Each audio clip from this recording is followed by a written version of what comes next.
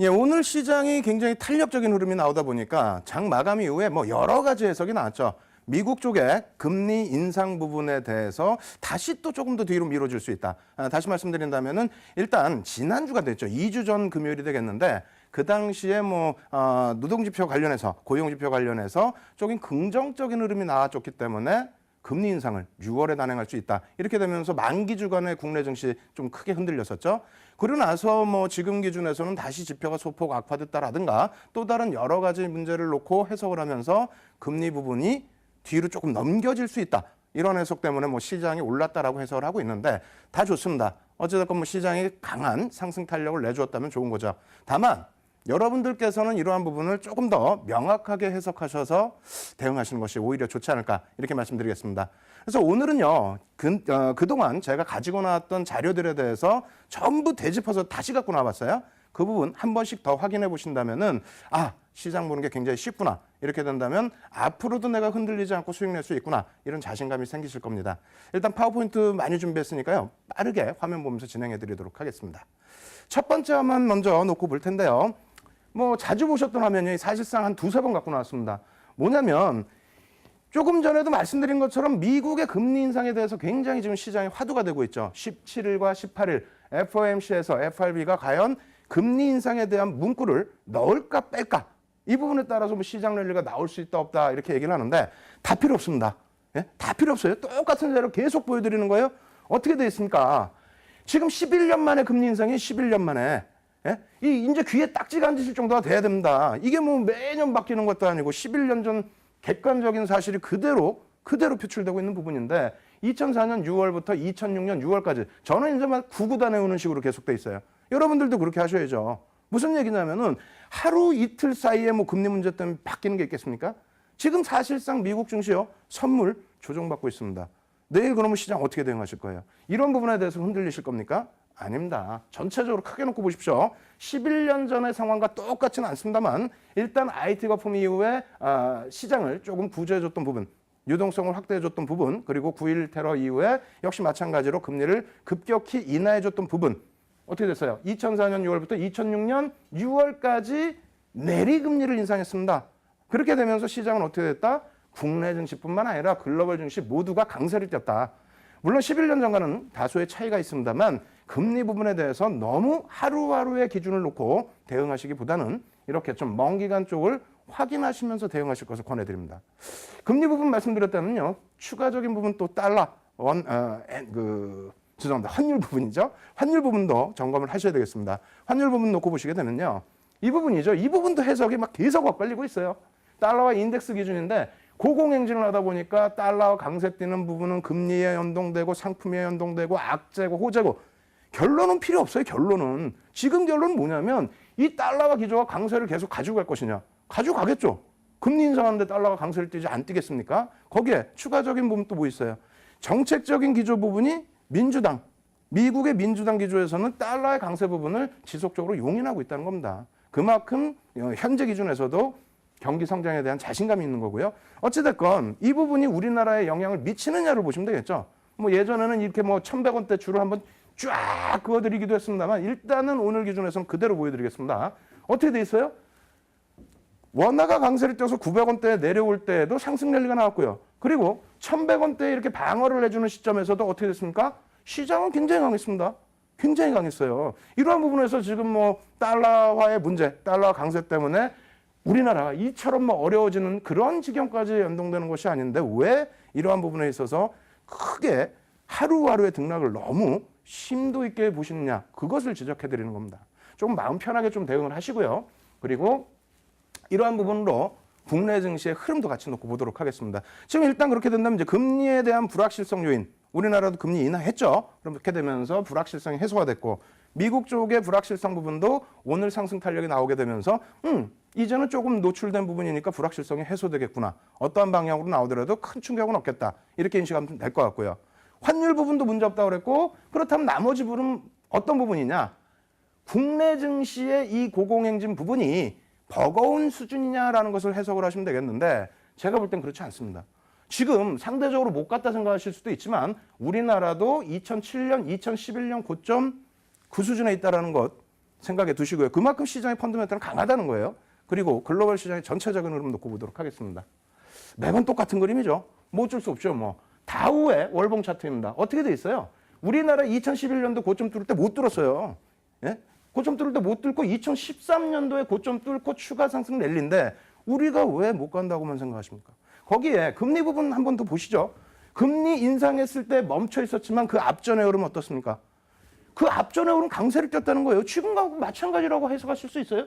지금처럼 강세를 띄는 흐름에서 금리 인상 이후에 미국 쪽은 다소 부담 요인이 있다고 해석을 하는 부분도 있잖아요. 그렇게 해서 멈춰준다 했을 때 우리나라와 글로벌 증시가 가면 되는 거죠. 자, S&P 500 지수도 같은 맥락에서 올라가고 있고요.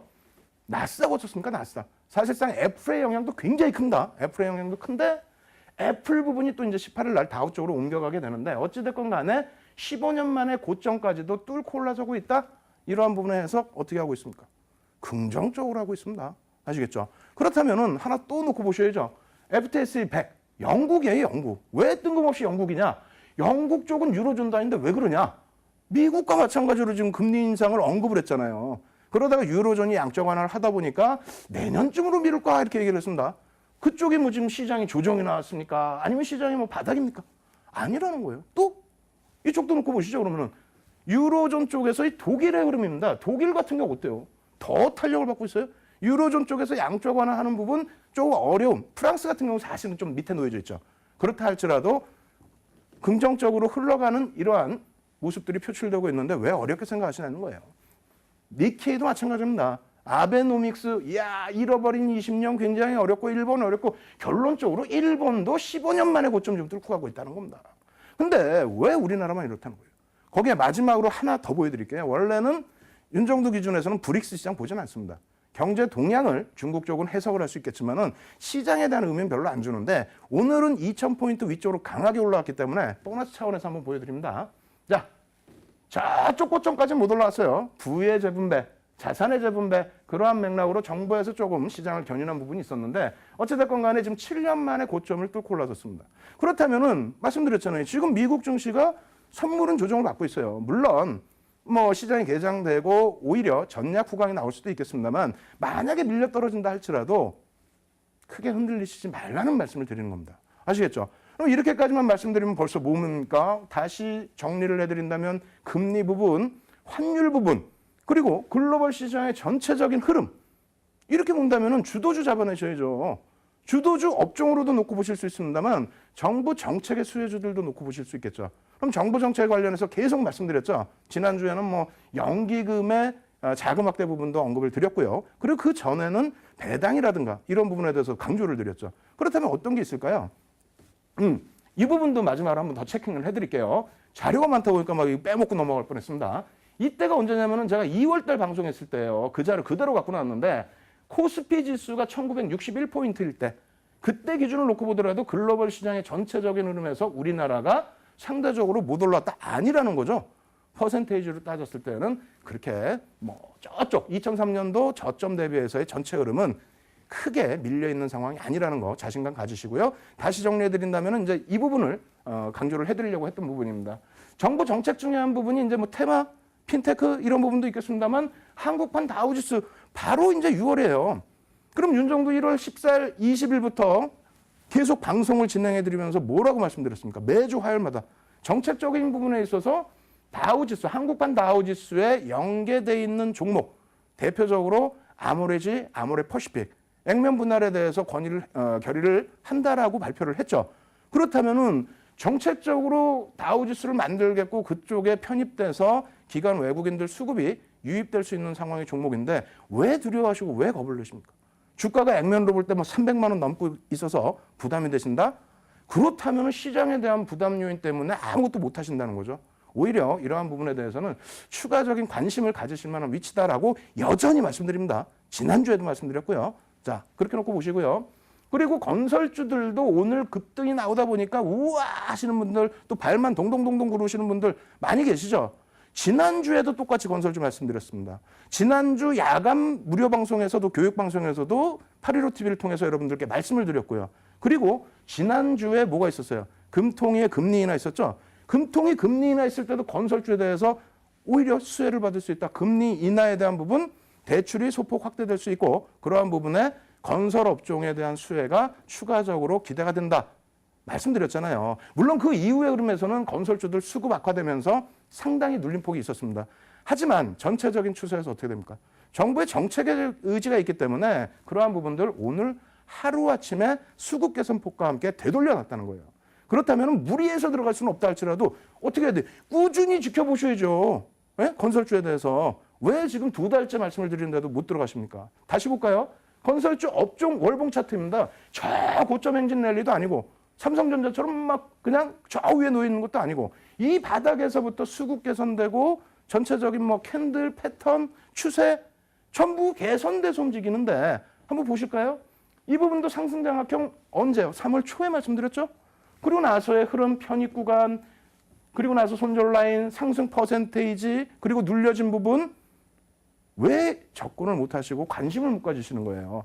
네? 정책적으로 움직이겠다는데 그래서 지금 현재 구간은 지난주에 가지고 나왔던 것 대비해서 어떻게 됐습니까? 좀 끝부분이 잘 안 보이긴 합니다만 도지 양상으로 다시 눌려져 있어요. 다시 관심을 가지시고 다시 접근하실 수 있습니다. 조그만 종목보다요. 건설주 중에서도 대형주들 많지 않습니까? 시가총액, 뭐 주 단위의 종목군들 대우건설, 현대건설, 대림산업, GS건설 많이 있습니다. 이런 종목에서 상반기에 수익 못 내시면요. 힘들어지십니다. 뭐 건설주 말씀드리니까 또 단기적으로 올라온 종목 왜 자꾸 얘기하냐? 그렇다면 하나 더 보여드릴게요. 자, 금융입니다. 금리 부분에 대한 불확실성 해소됐다면 어떻게 됐어요? 미국장은 지금 어떻게 될까요? 금융주들의 랠리가 나오고 있는 시점들입니다. 미국의 금리 인상을 대비해서요. 국내 시장에서도 금리 부분 제한적입니다. 어찌됐건 간에 금융주들, 금융지주사들에 대해서 순이자 마진 부분에 대해서 부담 요인이 계속 불거졌었죠. 금리 언급이 될 때마다. 그래서 이러한 부분에 있어서 이러한 분석까지도 보여드렸습니다. 지금 순이자 마진 부분에 있어서 금리 인하로 인해서 상당히 안 좋아진 부분이 놓여져 있다. 하지만 주가는 어떻게 돼 있다고요? 반영이 돼 있다는 겁니다. 그리고 실적으로 한번 놓고 보세요. 자꾸 여러분들이 능동적으로 안 하시고 수동적으로만 하시니까 문제가 되는 거예요. 능동적으로 이러한 실적 부분들 요즘 얼마나 좋습니까? 여러분들이 검색만 하시면 누르시기만 하면 다 할 수 있는 내용이에요.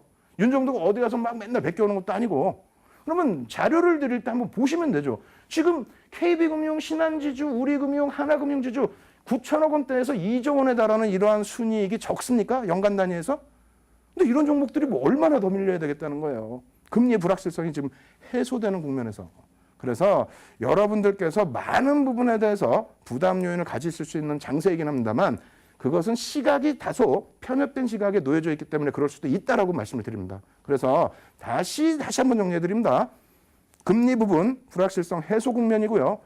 환율 부분 마찬가지죠. 불확실성 없습니다. 오히려 안정 추세 기준 잡을 수 있습니다. 그리고 어떻게 돼 있어요? 정부 정책에 관련된 종목군들 관심 가질 수 있는 위치고 글로벌 증시 강하고 시황은 이만큼에서 마무리를 해드립니다. 여러분들 꼭 자신감 가지시고 상반기에는 긍정적인 시각에서 지금 같은 시세 꼭 따라 잡으시기 바랍니다. 아시겠죠?